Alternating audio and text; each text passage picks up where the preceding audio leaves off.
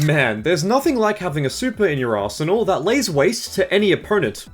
Whether it does huge damage in a short amount of time, can reliably end combos, or just looks really cool, these types of attacks have become synonymous with the fighting game genre, so much so that even the most casual of players will be familiar with what they're all about. Conversely, and this is the reason why you clicked on the video, there exist fighting game supers that, to put it nicely, are horrible.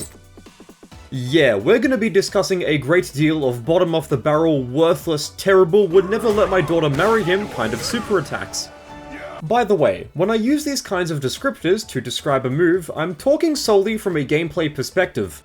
For example, Nemesis's level 3 in Marvel vs. Capcom may look and sound amazing, but it's notorious for being the game's weakest super in terms of practical usage. We'll be covering some truly terrible supers from both popular and obscure games, dear viewer, so get your butt comfy and prepare to be bamboozled.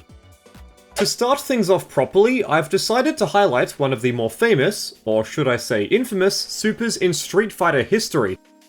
Remy's first two super arts in Third Strike serve as respectable methods of dealing damage and punishing overzealous opponents, but what's up with his third super? Yeah, about that. Despite having a really cool name that makes it sound like a mid-2000s anime, Blue Nocturn is arguably the worst use of meter in the game. Upon activation, Remy sticks his leg up to catch an incoming strike, and if successful, he'll perform a combo. Counter supers are fairly common throughout the genre, and as none of these get a bad rap, why exactly is Blue Nocturn viewed as being so horrible? While outside of being his most damaging super with only one startup frame, its telegraphed animation can easily be reacted to, Remy is highly unsafe on whiff and block, the move loses to throws and projectiles, and it provides Remy with very little meter overall. This is especially deadly because EX moves are a cornerstone of his game plan. Without meter, he can't cover multiple angles with EX Light of Virtue or use EX Rising Rage Flash as a reversal/combo ender. You can still use these moves with Blue Nocturn, of course, but his other supers extend the bar, especially Super Art 2. Even when you take Blue Nocturn's admittedly strong one startup frame into consideration, Supreme Rising Rage Flash also has one startup frame and is a consistent combo tool, one that lets him store tons of meter. Light of Justice is slower at 2 frames, but Remy can use it to overwhelm his opponent and remain safe on block. Now that I think about it, don't parries thrive on the element of surprise? If someone chooses Blue Nocturn on the character select screen, you'll obviously be able to notice this, so you can easily tailor your strategy to avoid pressing on their wake up or using multi-hit strings. If this happens, I genuinely can't imagine how Remy would ever land the super without incredible luck. Like with all parry supers, Blue Nocturn is supposed to make the opponent scramble and lose confidence in their actions. The mind game of, if I pressure Remy while he's waking up with a button, I can keep my momentum going. However, this can lead to me eating my teeth if he does the counter. What should I do? Was clearly what Capcom was going for when designing this super, but as its cons severely outweigh the pros, you'll almost never see it be used in high-level play. Oh yeah, I just remembered. Remy has the lowest stun value in the whole game, so you better make sure that the super connects, lest your health bar explodes. It's been years since I last played Guilty Gear The Missing Link, so what better time to revisit the game than the present? Thankfully, Axel is nice enough to demonstrate a super so bad that both the original PS1 version and the modern remaster doesn't contain it in his move list. Performed with half circle back and kick, Yoso Renjin starts up in 1 frame, travels full screen, and demolishes over half a life bar as it goes. In spite of all this, there's an obvious quirk within the series of attacks that prevents it from ever being useful, and you may have noticed it already. Because the developers were too busy jamming to thrash metal instead of debugging their game, Yoso Renjin will always fail to combo, even when cleanly making contact. Either the opponent manually techs out and begins blocking after the very first hit, or they'll automatically land on the ground and begin blocking towards the end. I mean, there is a surprise low right before the launcher, but this can easily be defended against by holding down back. Unlike Blue Nocturn, where I can kind of see a theoretical use for it, there's simply no reason in the universe for you to ever attempt Yoso Renjin. It fails to combo properly from anywhere on the screen, and oh man, don't get me started about its anti-air properties. Making matters worse is that the super has 0 invincibility frames, so you can't even use it as a scuffed reversal when messing around with friends.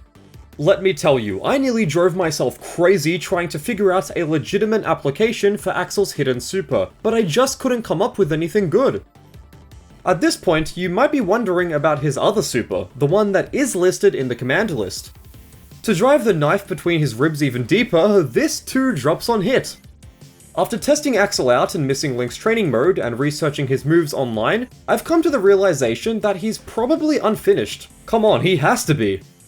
By the way, if you're a massive fan of multi-hitting supers and you desperately want to use one in Missing Link, Chip has his own version.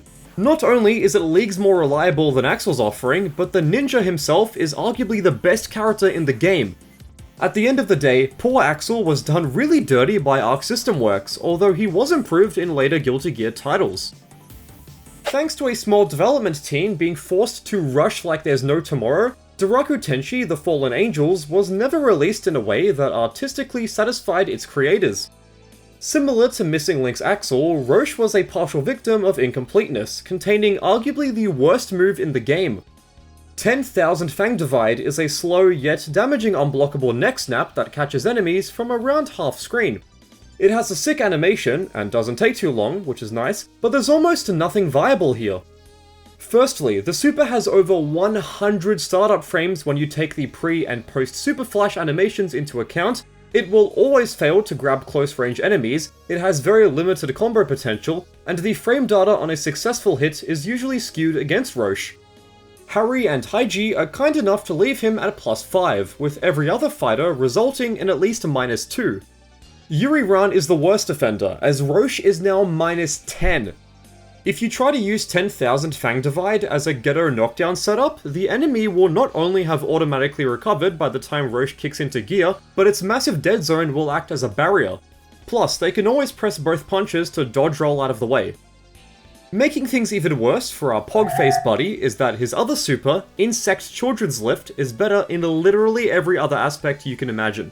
It has faster startup, greater damage, more combo potential, and can even link into special moves.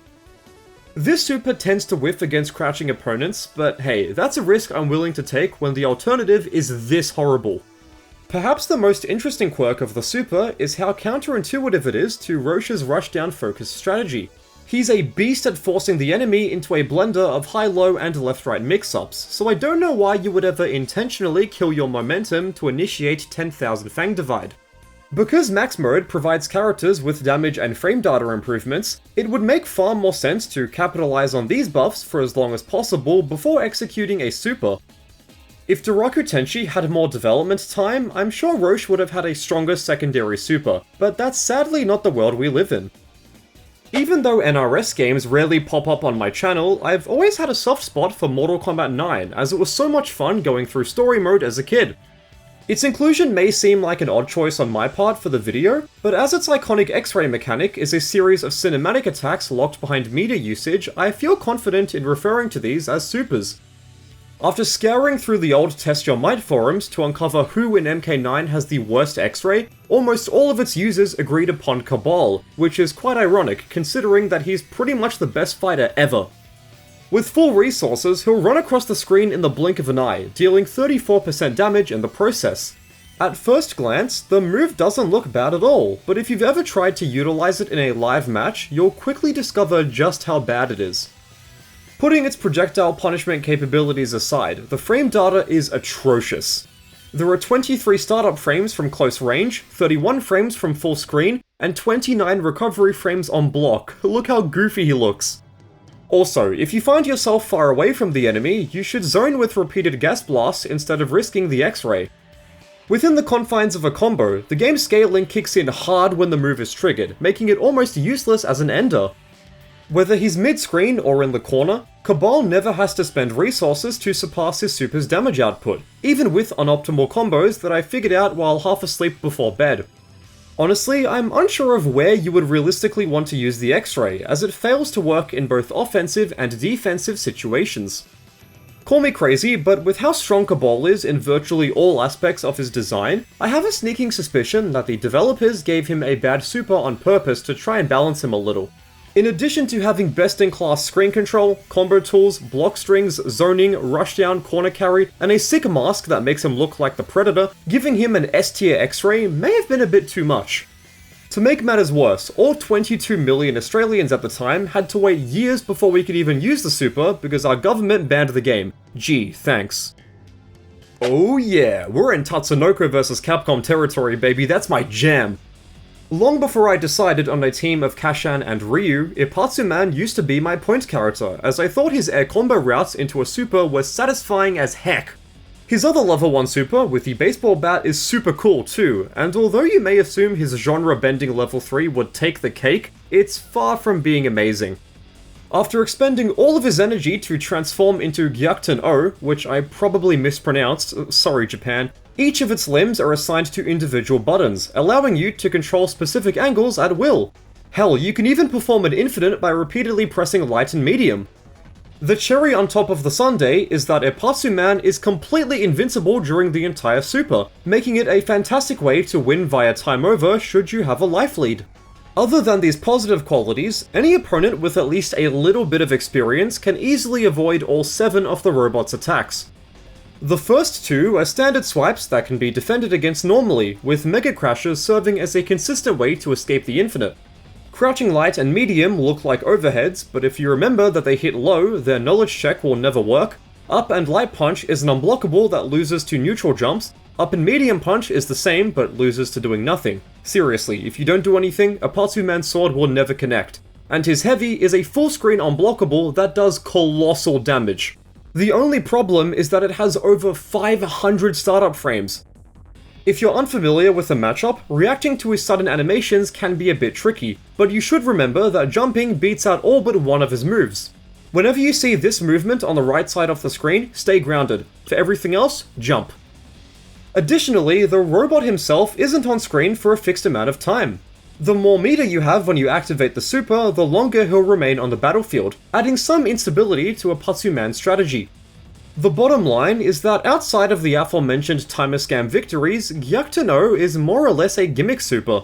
On the bright side, it perfectly demonstrates the style of old school anime that the Tatsunoko brand is known for, making for some spectacular fan service. One of the best joke characters I think I've ever seen is Waku Waku 7's Bonus-kun, as despite being a sentient sandbag with no limbs, he has some genuinely decent tricks up his sleeve. The same can't be said for his Harahhara, unfortunately, earning it a spot on my list. For those uninitiated, Waku Waku 7 contains 2 types of supers, Doki Doki, which are your standard affair, and Harahhara, supers that take over a second to start up but do massive damage should they connect. With how the initiator is completely defenseless during their charge, it makes sense to back up as far as possible before attempting a Harahhara. Even then, this will never guarantee a safe startup period, so poor Bonus-kun has very slim chances of ever getting this to work. But let's say that this does happen. In this case, what does the super actually do?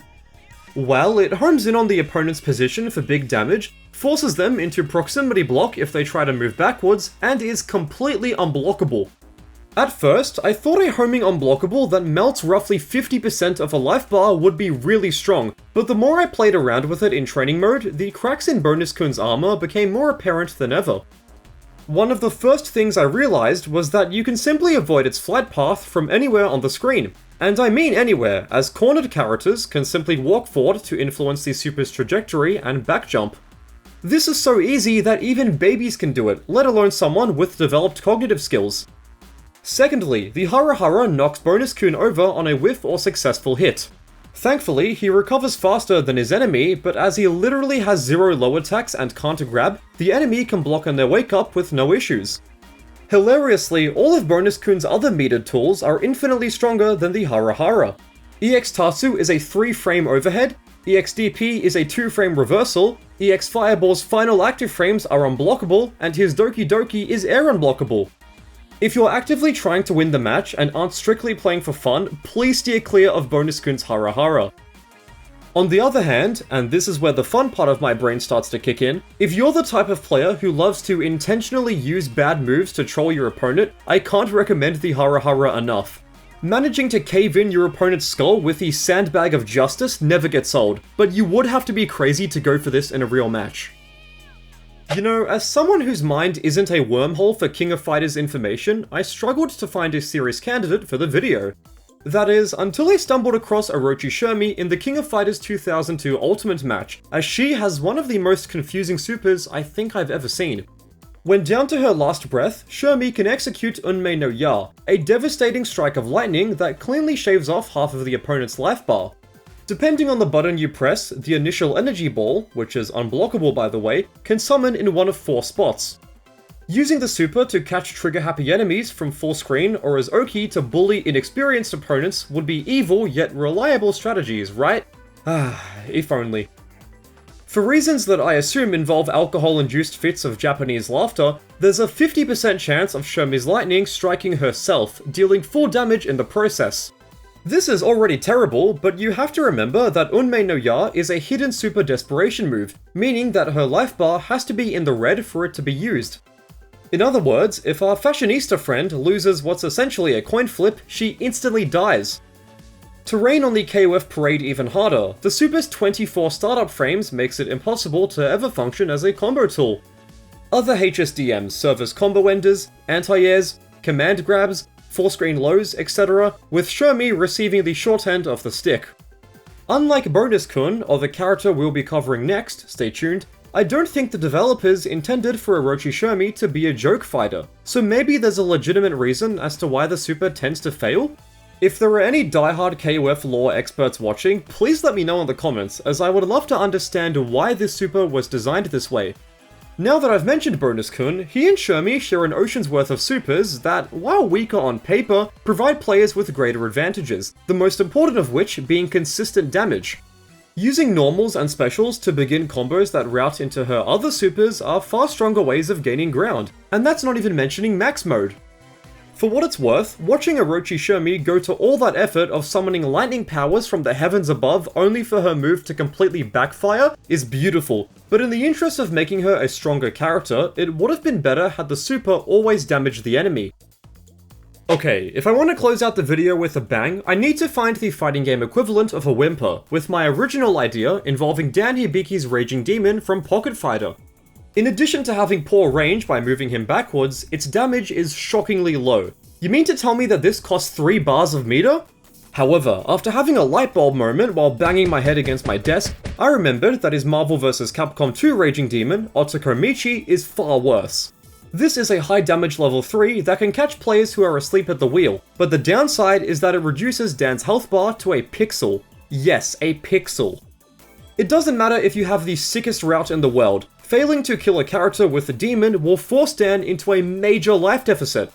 In my view, this is a brilliant way to demonstrate his jokey personality via gameplay, but when it comes to its viability, I don't think you need me to tell you that the Raging Demon sucks.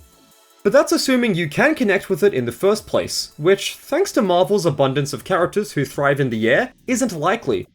This is a grounded super with a limited reach in a game where half the cast can dominate aerial space, and if you begin a combo against a grounded opponent, their hit stun will prevent Dan from landing the grab. Also, unlike the classic Raging Demon input that belongs in an art museum, Dan's version has been reversed.